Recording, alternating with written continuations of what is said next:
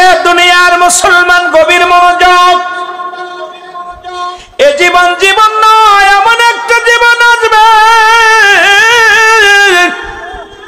যে দেশে গেলে মানুষের বিচার হয়, যে দেশে গেলে মানুষের হিসাব হয়, যে দেশে গেলে মানুষ আর কোনোদিন ফিরে আসে না।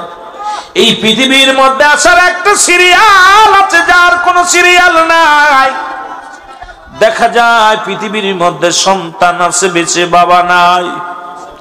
সন্তানের লাশ বাবার কাঁধে, বাবা আল্লাহ সন্তানের কাঁধে।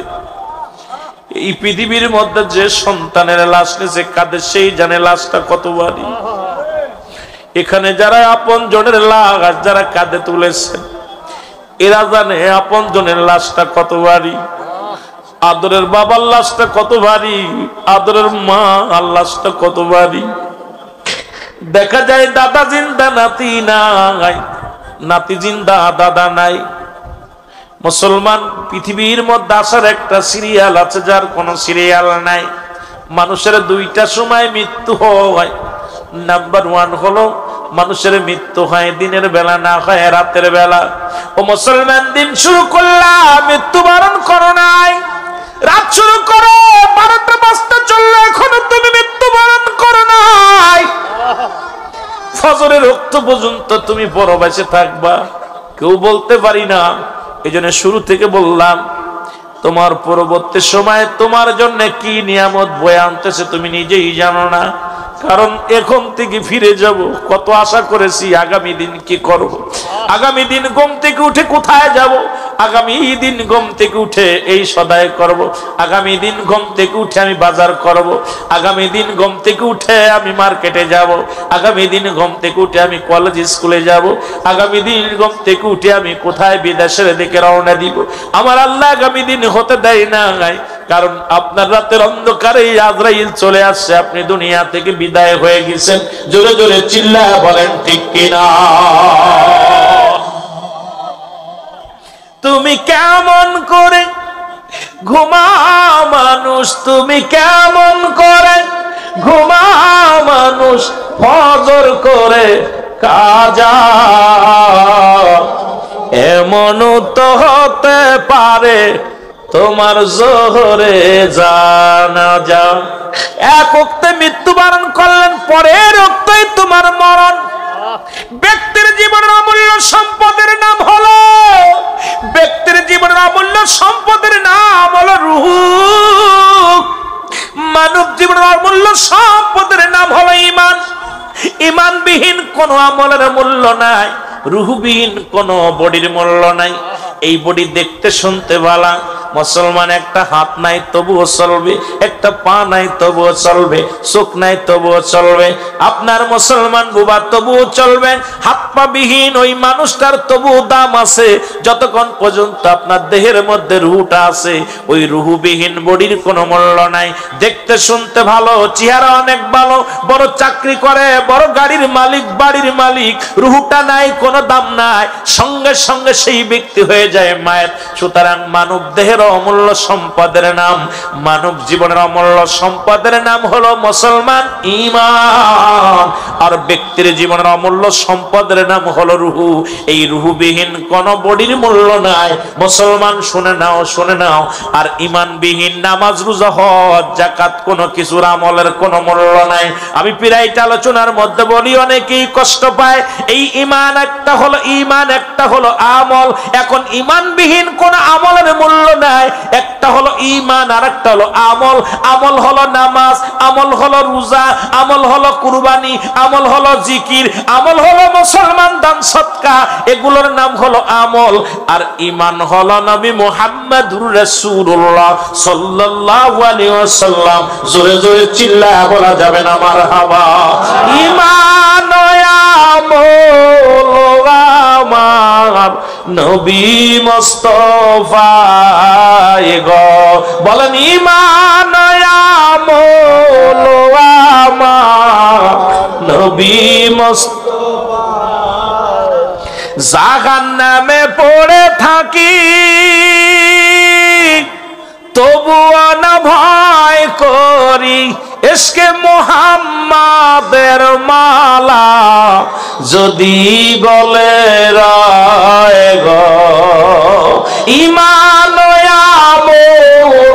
আমার নবী মুস্তাফা গো বলেন ঈমান আমার নবী মুস্তাফা। মানুষের তিনটা বিপদ, নাম্বার 1 হলো মানুষের মরণ, নাম্বার 2 হলো কবর, নাম্বার 3 হলো কিয়ামতের ময়দান। 1 নাম্বার হলো মরণ, 2 নাম্বার হলো মানুষের কবর।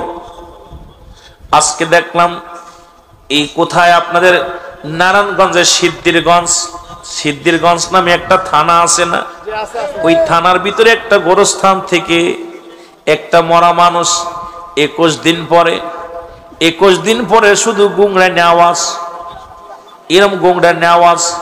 ওই গোরস্থানে আছে বাঁশের জাত, সিদ্ধিরগঞ্জে মুসলমান শুনে নাও। আজকে দেখে বড় আশ্চর্য হয়ে গেলাম, একটা মানুষ আজকে গতকালকে মারা গেছে, এই মানুষটার জানাজা হবে, কবর খুঁড়তে গেছে, বাঁশ কাটতে যাইয়া 21 দিন আগে যে কবরটায় মারা গেছে পাশেই কবর খুঁজতে যায়, শুধু আওয়াজ, এত ভয়ঙ্কর আওয়াজ আসতেছে, এত ভয়ঙ্কর। ওই যারা কবর খুঁড়তে গেছে এরা ভয়ে দুপুর বেলা তারা পালায় ভয়ে চলে আসছে, এসে মসজিদের ইমাম সাহেবকে বলছে, ইমাম সাহেব হুজুর আমরা গোরস্থানে ঢুকেছিলাম, কিন্তু 21-22 দিন আগে যে গত এই 20-21 দিন আগে যাকে কবরে রাখা হলো ওই কবরের পাশে যাইয়া মুসলমান শুনে নাও, ওই কবরের মধ্যে গিয়েছিলাম, কবরের পাশে শুধু ওখান থেকে আওয়াজ আসতেছে, এমন ভয়ঙ্কর আওয়াজ আমরা আগে কোনোদিন শুনি না। ইমাম সাহেব হুজুর বলেন, দেখেন মনে হয় লাশটা মনে হয় খাবার জন্য কোনো কুকুর হয়তো শিয়াল ঢুকছে, ওই দূর থেকে মনে হয় ছিদ্রা করে একটু খেয়াল করেন যায়। ইমাম সাহেব লোকজন নিয়ে গেলেন মুসলমানের সিদ্ধিরগঞ্জের জমিনে। ইমাম সাহেব হুজুর উনি গেলেন, খোঁজ নিয়ে গেলেন যে দেখে আসি, যা দেখে কোনো কবর করে নাই, কিন্তু ওখানে দাঁড়ানো পর কোনটা গুংরানো আওয়াজ, অনেক গুংরানো আওয়াজ, খালি গুংরাইতেছে, জোরে জোরে আওয়াজ আসতেছে। ইমাম সাহেব সবাইকে নিয়ে দোয়া করলেন, পাক কালাম ফাতিহা শরীফ পড়ে সবাইকে নিয়ে ইমাম সাহেব প্রায় 10 মিনিট মোনাজাতে অংশগ্রহণ করলেন। মোনাজাতের পরে ওই কবরে আর আওয়াজ আসে নাই, আওয়াজ আসে নাই। মুসলমান শোনো, এরপরে ওই যে মহিলাটা মারা গেছে, এই মহিলাটার ছেলে আছে একটা, ওই ছেলেটা আছে, ছেলেটা বলল উনি সুদে কারবার করতেন, মেয়েটা এবং দুশ্চরিত্র মানুষ ছিল, ভালো চরিত্র ভালো ছিল না, স্বামীর সঙ্গে অনেক আগে সারাসারি হয়ে গেছে, ওই ছেলেকে নিয়ে এলাকার মধ্যে সুদে কারবার করত, ওই সুদের কিছু টাকা লাভবাংশ আসতো, এটা দিয়ে সংসার চালাতো। ছেলেটা এখন ব্র্যাক কোম্পানির চাকরি করে। ছেলে বলতেছে আমি আর চাকরি করব না, আমি আর কোথাও যাব না, আমার দুঃখিনী মা আমাকে মানুষ করার জন্য হারাম পথে উপার্জন করত। আজকে আমার মায়ের কবরে আমরা আপনারা সবাই শুনেছি, মায়ের কবরে গর্জন, যখন মুসল্লি کرام সবাই দোয়া করেছে আমার মায়ের কবরটা একটু আসান পেয়েছে, তাজাবের ফেরেশতা কবর থেকে চলে গেছে। আমার মুসলমান বাবারা, 2 নম্বর বিপদ হলো মানুষের কবর। এরপর আর বিস্তারিত লেখাও নাই, দেখতেও পারি নাই, সুতরাং বেশি দূরের ঘটনা না, আপনাদের এলাকার ঘটনা।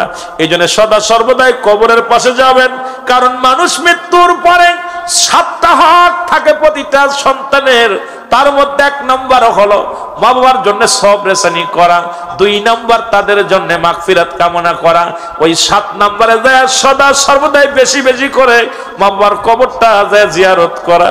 আজকে আমরা যারা শুয়ে আছি আমাদের আপনজন কবরে অনেকেই মাসে একবার যাই না, বছরে একবার যাই না। আব্বা মার মতো আমরাও যেদিন বিদায় হয়ে যাব আমাদের সন্তানেরাও কবরের পাশে যাবে না। আমরা বেশি বেশি জিয়ারত করতে চাই কি চাই না? আর একটু জোরে জোরে বলেন, চাই কি চাই না? আমার ভাইরা, আমার বন্ধুরা, আমার বলতেছিলাম মানুষের 3টা বিপদ। নাম্বার 1 হলো মানুষের মরণ। আল্লামা মুফতি আমজাদ আলী সাহেব একটা কিতাব লেখেন, কিতাবের নাম বারে শরিয়াত। এই কিতাবের মধ্যে লিখতে যা বললেন, দুনিয়ার মানুষ শোনো গো, মানুষ যখন মৃত্যুবরণ করেন 70টা তাজা উটের গায়ের চামড়া জবাই না করিয়া উল্টো দিকে টান দিয়া লবণ আর মরিচ লাগা দিলে যতটুক যন্ত্রণা হয় এর চাইতে 70 গুণ যন্ত্রণা একটা সাধারণ মৃত্যু। এখন আমরা অনেকেই মরণকালে পায়খানা করে দিই, অনেকেই মরণকালে প্রস্রাব করে দিই, অনেকে আমরা মরণকালে মুসলমান জিহ্বা বাইর হয়ে যায়, অনেকে মরণকালে চোখ দুটি বড় বড় হয়ে যায়। তাদের মরণটা কত কঠিন হয়, জোরে জোরে বলেন ঠিক কিনা? আমার মরণ আসিবে কখন কেউ তো জানি না, আমার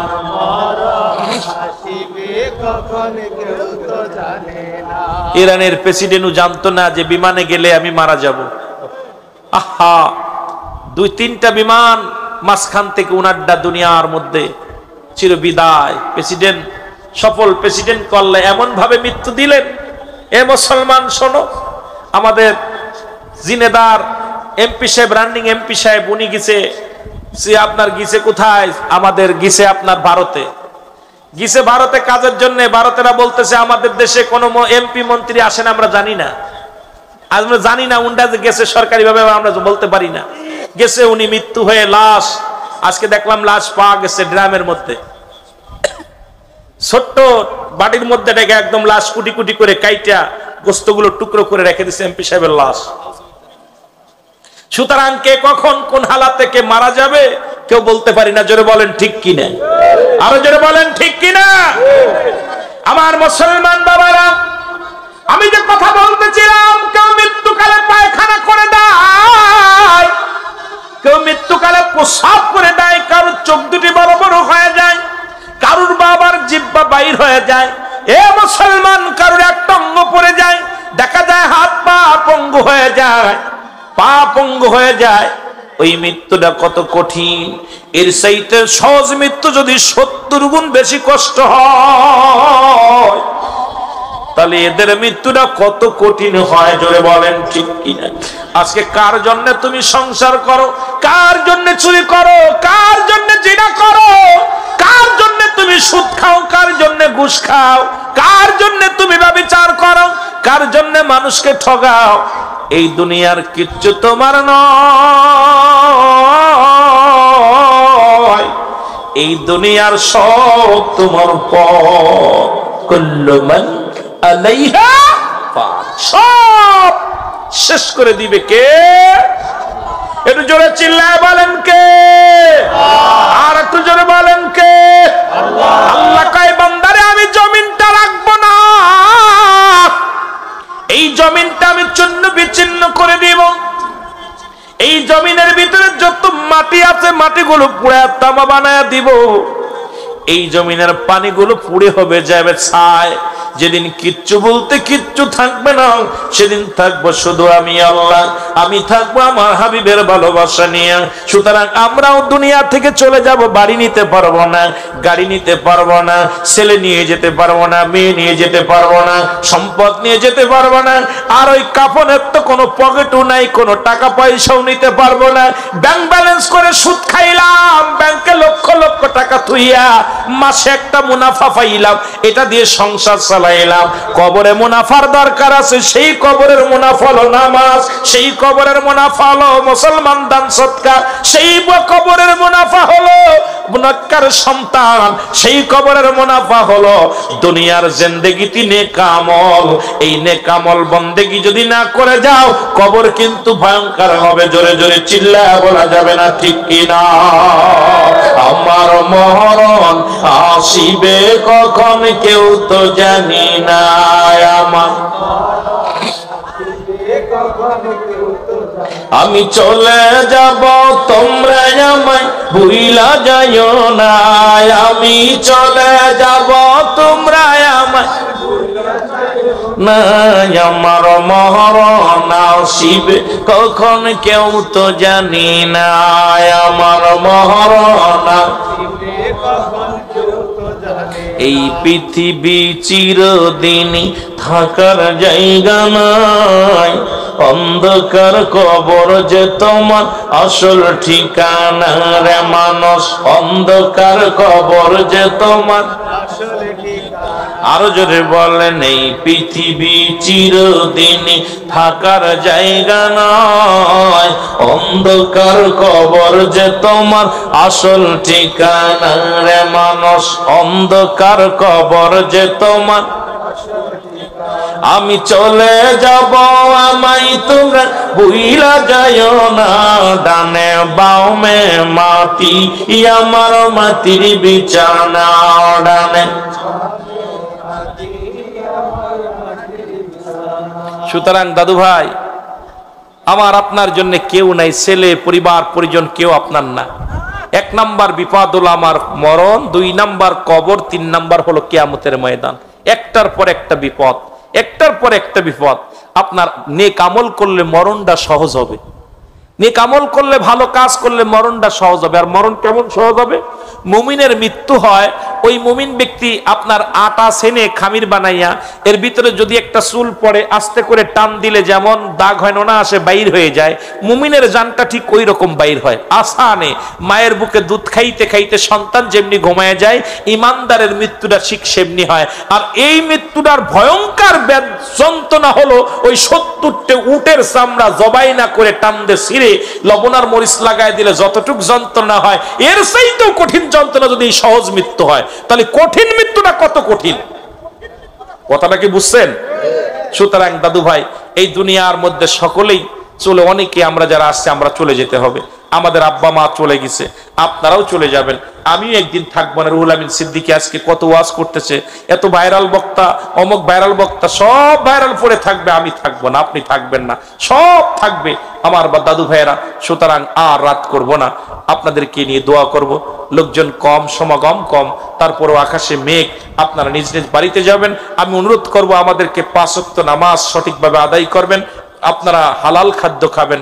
অনুরোধ করব যারা সুদের মধ্যে আছেন আপনাদের দুটো পায়ে ধরে বলবো আজ থেকে সুদকে না বলেন, তওবা করে ফিরে আসেন। আজকে যে যারা ঘুষ খান আল্লাহর রাস্তা আপনাদের দুটি পায়ে ধরে বলে যায়, ও ঘুষখোর বাজানেরা, এক ভাবা তোরা ঘুষ খেয়ে কি করবি? আজকে সুদ ঘেস খেয়ে কি খেয়েও যাবে, দিন চলে যাবে, দিন না খেয়েও দিন চলে যাবে। সুতরাং সুদ ঘুষ খেয়ে সন্তানকে মানুষ করতে পারতেছো না, তেজ্যকে আজকে সেই সন্তানই একদিন আপনার আমার জন্য অভিশাপ করে আনবে, আপনার আমার জীবনটা বরবাদ হয়ে যাবে।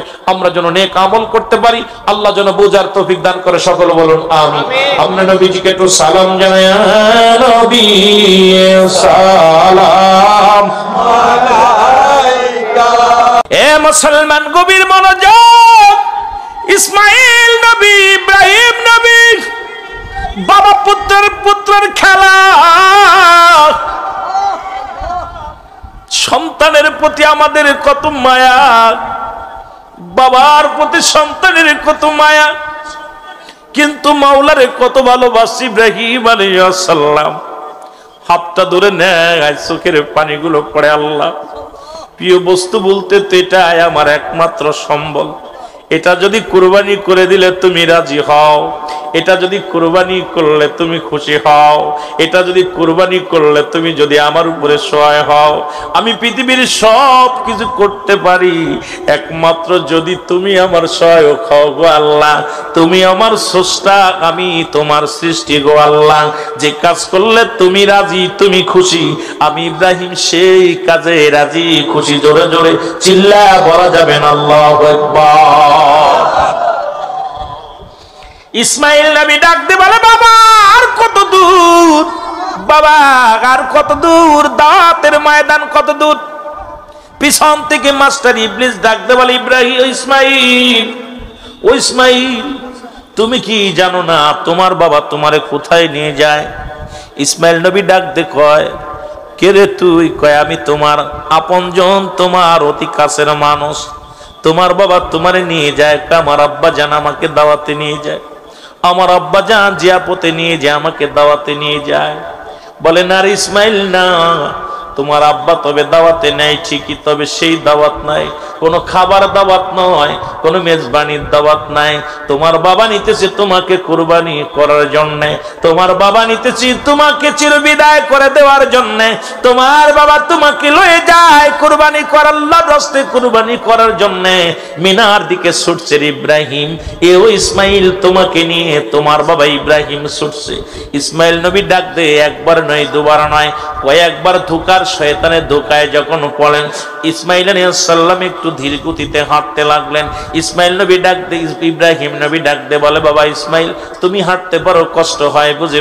কষ্ট হয়? কয় না বাবা, আমাকে তো পিছন থেকে কে যেন ডাক দে বলে, বাবা আপনি আমাকে কুরবানি করা নিয়ে জেনে যাচ্ছেন, যদি আপনার হাতে আমি কুরবানি হয়ে যাই তবে তো আমার জীবন ধন্য, আলহামদুলিল্লাহ। বাবা বলে, বাবারে তোরে কে বলতেছে? বলে, বাবা কে যেন পিছন থেকে বললেন।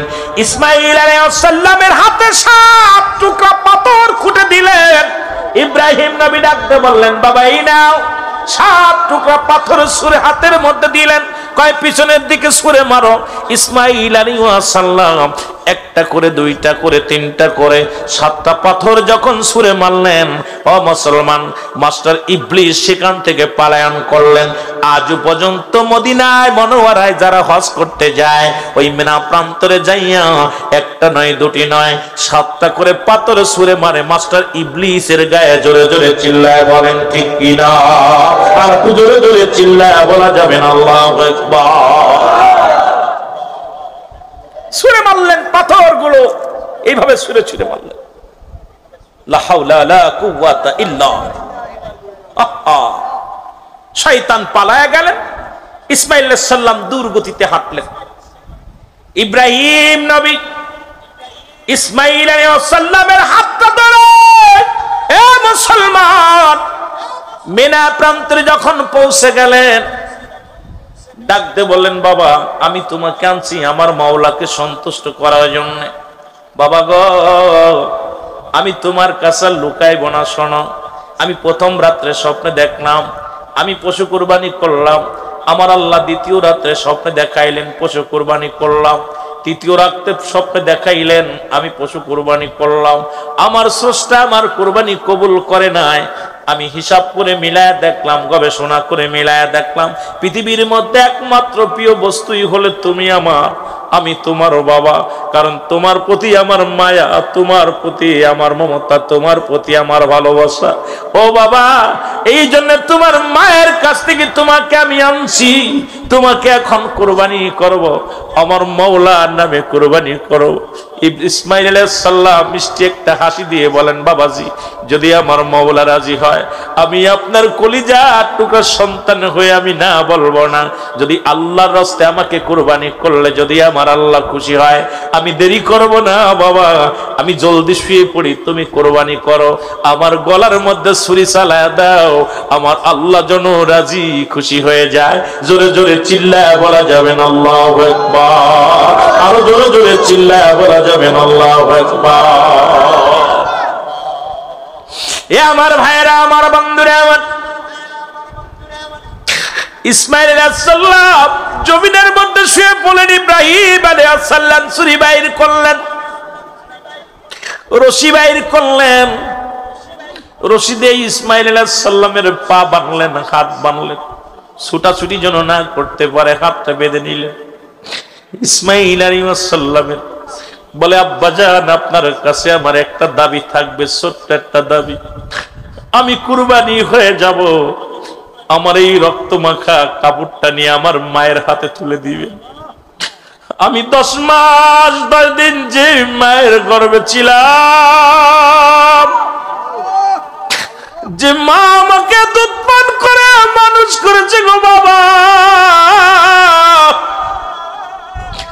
আপনি আমার জন্মদাতা পিতা, জন্ম দুঃখিনী মা, গর্ভে ধারিণী মা, ওই মা সে থাকবে আমার আশা। এই রক্ত মাখা জামাটা নিয়ে আমার মায়ের হাতে তুলে দিবেন। আর আমি যে আল্লাহর রাস্তায় আমাকে কুরবানি করেছেন, আমার মাওলাকে খুশি করার জন্য, মাওলাকে রাজি করার জন্য আমাকে কুরবানি করেছেন, আমার মায়ের কদমে এই নালিশটা পৌঁছায় দিবেন। আমার দুঃখিনী মা যেন কোনোদিন কষ্ট না পায়। আমি আল্লাহর রাস্তায় কুরবানি হয়ে যাচ্ছি বাবা গো, শুধু যাবার বেলা একটা মাত্র দাবি করে যায়, আমার মা যেন আমার জন্য কোনোদিন চোখের পানি না ফেলে, আমার মা যেন এই রক্ত মাখা জামাটা দেখে খুশি হয়ে যায়, আল্লাহর রাস্তায় যেন খুশি হয়ে যায়। এই জন্য আমার রক্ত মাখা জামাখানা আমার দুঃখী মায়ের হাতে পৌঁছায় দিবেন। জোরে জোরে চিল্লায় বলা যাবে আল্লাহু আকবার। আমার ভাইরা, আমার বন্ধুরা, আমার গভীর মনোযোগ। ইসমাইল নবী জমিনের মধ্যে শুয়ে আছে, ইব্রাহিম আলাইহিস সালাম ছুরি দিয়া গলার মধ্যে পুশ লাগায় বিসমিল্লাহ আল্লাহু আকবার আল্লাহু আকবার বলে যখন ছুরি চালা দিছে, একটা পশম পর্যন্ত ইসমাইলের গলা দিয়ে কাটে না। ছুরি রাগ করে টান দিয়ে ফেলে দেয়, পাথরের উপরে ছুরি পড়ে, পাথর দিয়ে খণ্ডিত হয়ে যায়। ইব্রাহিম আলাইহিস সালাম চিন্তা করে কি আশ্চর্যজনক, এত ধারালো ছুরি পাথরের উপরে পড়ি পাথর পর্যন্ত কেটে যায়, ইসমাইলের গলা কাটে না। কয় বাবা গো, ও বাবা, আমি বুঝতে পেরেছি আমার মুখের দিকে তোমার চোখটা পড়েছে। যখন আমার মুখের দিকে তোমার চোখে চোখ লেগে যায়, ওই মায়ার বাঁধনে পড়ে তুমি আমাকে কুরবানি করতে পারো না। বাবা জান, আমি আপনার কাছে একটা দাবি করে যাই, বাবা গো, আমার চোখ দুটো বেঁধে দাও। আমার মুখের দিকে তাকাইলে, এই আমার মুখের দিকে তাকাইলে তুমি মায়ায় ছুরি চালাইতে পারো না, আমাকে তুমি কুরবানি করতে পারছো না রে বাবা। তোমার চোখটাও বেঁধে নাও, আমার চোখটা বেঁধে দাও। ইসমাইল আলাইহিস সালামের চোখ বাঁধা হলো, ইসমাইল আলাইহিস সালামের চোখ বাঁধা হলো। ইব্রাহিম আলাইহিস সালামের চোখ বাঁধলেন, নিজের চোখটা বেঁধে যখন ছুরি চালায়া দিলেন, বিসমিল্লাহু আকবার বলে যখন ছুরি চালায়া দিলেন, এ মুসলমান সঙ্গে সঙ্গে কুরবানি হয়ে গেলেন। রক্ত ছুটে এসে ইব্রাহিম আলাইহিস সালামের গায়ে লাগলেন। ইব্রাহিম আলাইহিস সালাম অত্যন্ত খুশি হয়ে আল্লাহর দরবারে শুকরিয়া আদায় করে, আল্লাহ তুমি আমার কুরবানি কবুল করেছো, ও আমার পরওয়ারদিগার আলম, আমি তোমার রাস্তায় কলিজার টুকরা সন্তানকে কুরবানি করে আমি খুশি হয়েছি। আল্লাহ তুমি যদি খুশি পাও তাহলে আমার কুরবানি, আমার নিয়ত, আমার আশা, আমার মনের বাসনা পুরা হয়েছে। আল্লাহ আমি অত্যন্ত খুশি হব যদি তুমি খুশি হও। জোরে জোরে চিল্লায় বলা যাবে না আমার হাওয়া, আর জোরে জোরে চিল্লায় বলা আল্লাহু আকবার। এ মুসলমান, গভীর মনোযোগ, গভীর মনোযোগ আমার ভাইরা। এদিকে হাজেরা বিবিকে মাস্টার ইবলিস অনেক ছলনা, অনেক কথা বলতেছে। মাস্টার ইবলিসের ছলনায় মা হাজেরাকে ফেরাতে পারে না। মা হাজেরা কয়, ও মাস্টার ইবলিস শোন, পিতা হইয়া পুত্রকে যদি কুরবানি দেয়, এর চাইতে সৌভাগ্য আর পৃথিবীর মধ্যে কেউ হয় না। ও মুসলমান শুনে নাও, যদি আমার আল্লাহ যদি রাজি হয়, আল্লাহর ইলাহির যদি হুকুম হয়, যদি হুকুম হয়ে থাকে, সন্তান পুত্রের হাত, মুসলমান পিতার হাতে সন্তান কুরবানি হবে, পুত্র কুরবানি হবে। এর চাইতে কি চাওয়ার আছে? আমিও ধন্য, আমার স্বামীও ধন্য, কারণ আল্লাহর রাস্তে কলিজার টুকরাকে কুরবানি করে দিলাম। তুমি দূর হয়ে যাও, আমাকে তুমি ধোঁকা দিও না, আমাকে তুমি ধোঁকা দিও না। আল্লাহ যদি হুকুম করেন, আমার স্বামী যদি কুরবানি করে, আমি এতে খুশি রাজি। জোরে জোরে চিল্লায় বলা যাবে না সুবহানাল্লাহ, আর জোরে জোরে বলা যাবে না আলহামদুলিল্লাহ। এ দুনিয়ার মুসলমান শুনে নাও গো, আমার দাদু ভাইরা শুনে নাও। ইব্রাহিম আলাইহিস সালাম চোখের কাপড়টা খুলে ফেললেন। ইব্রাহিম আলাইহিস সালাম খুলে যখন তাকাইলেন, তাকায় দেখে গায়ের মধ্যে রক্ত, কিন্তু ছুরি দিয়া কাটছে, ছুরিটা দিয়ে একটা দুম্বা পড়ে আছে, একটা দুম্বার দেহটা পড়ে আছে, রক্ত মাখা দুম্বা। কলিজার টুকরা সন্তান সামনে নাই, দেখে পিছনে দাঁড়ায় আছে ইসমাইল আলাইহিস সালাম, দাঁড়ায় আছে। দৌড়ায় যায় ইসমাইলকে বুকের সঙ্গে টান দিয়ে, জোরায়া ধরে বুকের সঙ্গে টান দিয়ে বলে, বাবা হে আমার পরওয়ারদিগার আলম, এই দুম্বাই লোক কই থেকে, কোথা থেকে পশু পাঠাইলা, কোথা থেকে তুমি কোন কুরবানি তুমি কবুল করলা? আমার ইসমাইল তো কুরবানি হয় নাই। আল্লাহ তাআলা ফেরেশতা জিবরিল আমিনকে দিয়ে জানায় দেয়, যাও যাও। জিবরিল আমিন পৃথিবীর মধ্যে ইব্রাহিম আলাইহিস সালামের কাছে আছে 42 বার, একবার নাই, দুবার নয়, 42 বার জিবরিল আমিন এসেছেন ইব্রাহিম আলাইহিস সালামের কাছে। ডাক দিয়ে বলে, নবী ইব্রাহিম আপনি সাকসেস, আপনার কুরবানি কবুল হয়েছে। সুতরাং এই দুম্বাটা আমাকে দিয়ে আমার আল্লাহ জান্নাত থেকে আনাইছে, জান্নাত থেকে এনে পশু কুরবানি করে আপনাকে পরীক্ষা করেছে, আপনি পরীক্ষায় সাকসেস, আপনি পাস করেছেন, 100-এর ভিতরে 100 পেয়েছেন। আল্লাহ তাআলা পিতা পুত্রকে কবুল করেছে। আজ যদি আপনার ইসমাইল কুরবানি হয়ে যেত, পৃথিবীর মধ্যে প্রতিটা সন্তান তার বাবার প্রথম সন্তানকে কুরবানি করা লাগতো। সুতরাং পৃথিবীর মধ্যে মানব জাতিকে আল্লাহ এত ভালোবাসে, কারণ আসমান যেমনি বানাইছে আল্লাহ আপনাকে সেমনি বানাই নাই, জমিনটা আল্লাহ যেমনি বানাইছে আপনাকে এমনি বানাই নাই। এই পৃথিবীর মধ্যে জিন জাতিকে আল্লাহ যেমনি বানাইলো এমনি তোমারে বানাই নাই গো। ফেরেশতাকে আল্লাহ যেমনি বানাইছে আপনাকে তেমনি বানাই নাই। আল্লাহর নিকটবর্তী ফেরেশতা যেমনি সেমনি আপনারে বানাই নাই। আল্লাহ কয়, বান্দা আমি আসমান বানাইলাম, জমিন বানাইলাম, পাহাড় বানাইলাম, নদ নদী বানাইলাম, যা কিছু বানাইলাম কুন আর ফায়াকুন বলে বানাইলাম। আর আমি আমার বান্দাকে আমি বানাইছি আমার কুদরতি হাত মোবারক দিয়া। সুতরাং বান্দাকে আমার আল্লাহ অনেক ভালোবাসে। সেই আল্লাহর রাস্তায় আগামী কয়েকদিন পরেই কুরবানি হবে। সেই মাওলাকে কি খুশি করব আমাদের বোঝার দরকার, আমাদের জানার দরকার। শুধু গোশত খাওয়ার জন্য নয়, আমরা কুরবানি করব সেই মাওলাকে রাজি করার জন্য।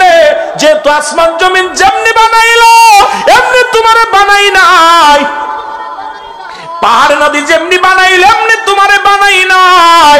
ও মুসলমান শোনো, জিন ইনসান যেমনি বানাইলো এমনি তোমারে বানাই নাই। এ মানব জাতি শোনো, পৃথিবীর মধ্যে তোমাকে বানাইলো তার কুদরতি হাত দিয়া। সেই মাওলা যদি তোমাকে এত ভালোবাসতে পারে, সেই মাওলাকে আমাদের ভালোবাসার দরকার আছে কিনা? আর একটু জোরে চিল্লায় বলেন আছে কিনা? এর মানব বেশে কে আইলো রে, কে আইলো এই দুনিয়ায় বলো মানব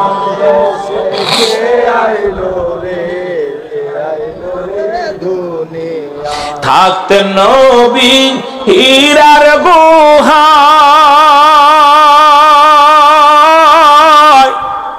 খবর দিত জিবরাইল আইসায়।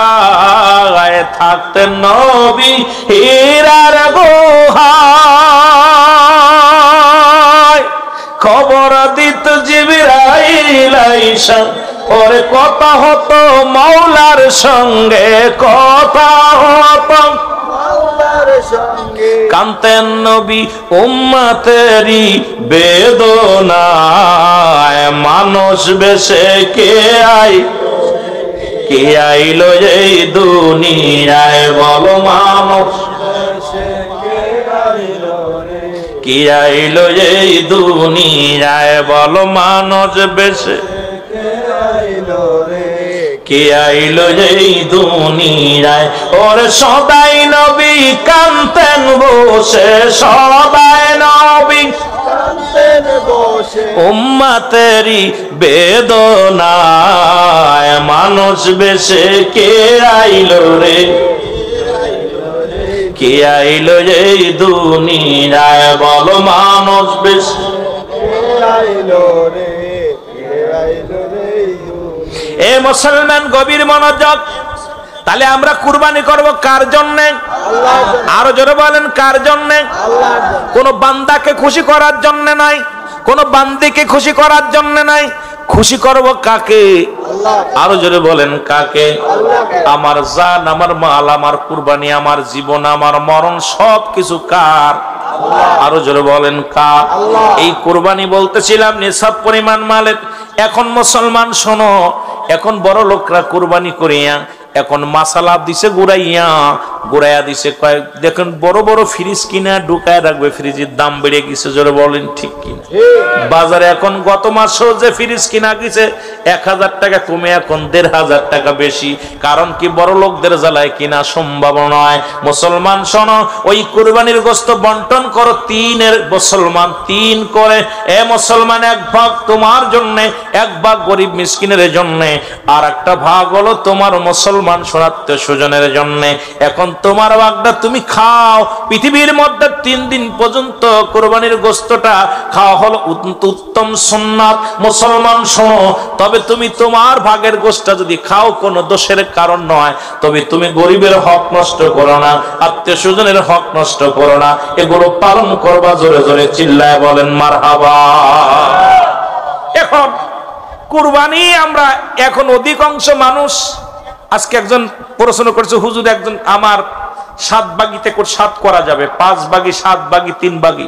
এখন আমার দেশে অধিকাংশ জানতে শরীফে কোন সুদখোর ঘুষখোরের সঙ্গে কোনো কুরবানি হবে না। সুদখোর হারাম জিনিস, হারাম উপার্জনকারীর সঙ্গে কুরবানি দিবেন না, এবং হারাম উপার্জনকারীর গোশত আপনি নিবেন না। হারাম উপার্জনকারী, হারাম ঘুষখোর, সুদখোর, সে যত বড় গরু কুরবানি করুক, যত বড় পশু কুরবানি হোক, তার গোশতের সীমানায় কোনো গরিব মানুষ যাবেন না। কথা বোঝেন নাই? কথা বোঝেন আমার?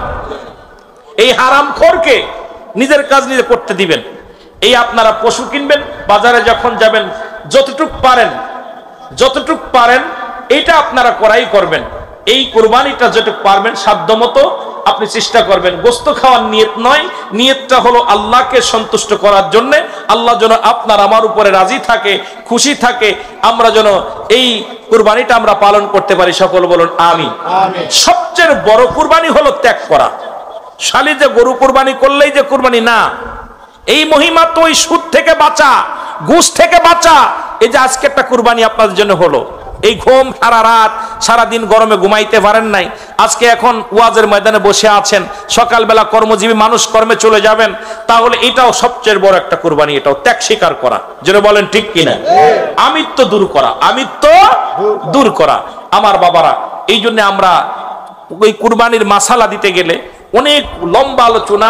আমার অন্য দেশের কুরবানি, অন্য দেশের মাসালা হচ্ছে ওই কোরআনের মাসালা যেটা, হাদিসের মাসালা যেটা, সেটা হলো আমি আর প্রায় তিরমিজি শরীফের একটা হাদিস দেখলাম, আজকে সকালেও দেখলাম, যে যদি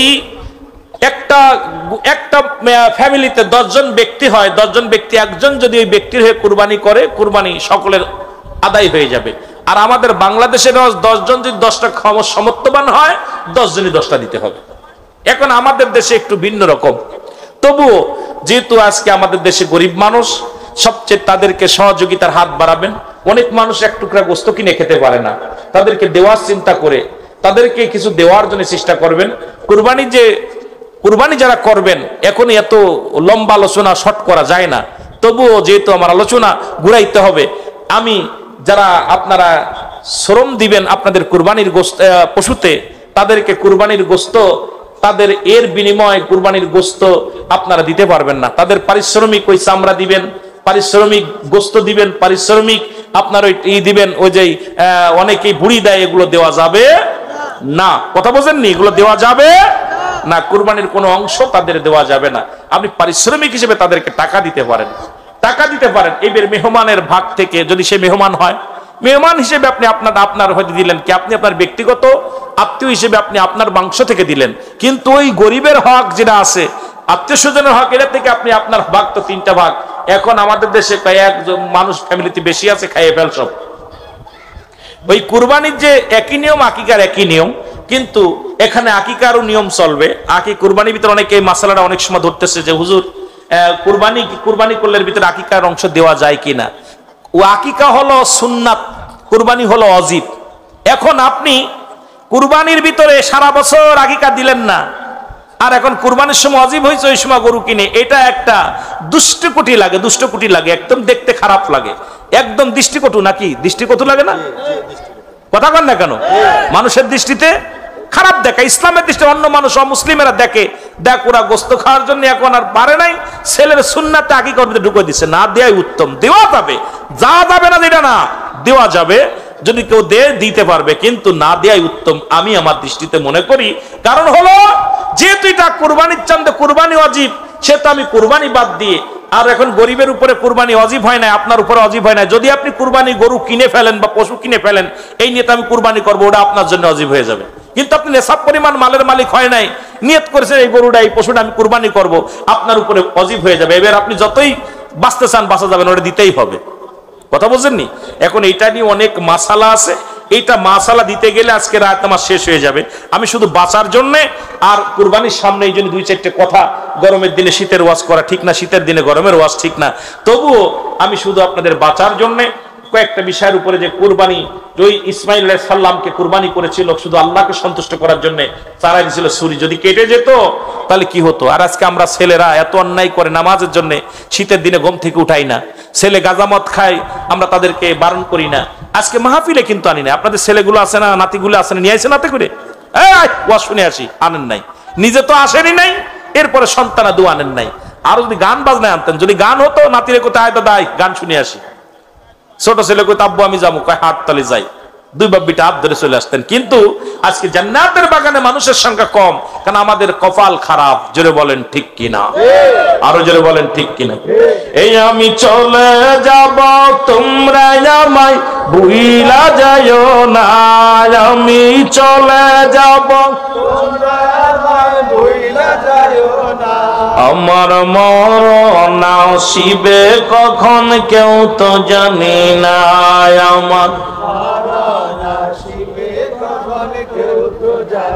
আরো জোরে বলেন, আমার মরণ আসিবে কখন কেউ তো জানি না। টাকা পয়সা দালান কোটাও জায়গা করেছি, সব কিছু ফেলাইয়া একাই চলেছি রে আমি, সব কিছু ফেলাইয়া একাই চলেছি। আমি যাবার কালে ভেবে দেখি আমার কেহ নাই, আমি যাবার কালে দেখি আমার কেহ নাই, আমার মরণ এটি জোরে বলা যাবে না, আমার মরণ। সাউন্ড বাড়া রাখো। এই আমি চলে যাব, তোমরা আমায় ভুইলা যাইও না, আমি চলে যাব, তোমরা আমায় ভুইলা যাইও না, আমার মরণ আসিবে কখন কেউ তো জানি না,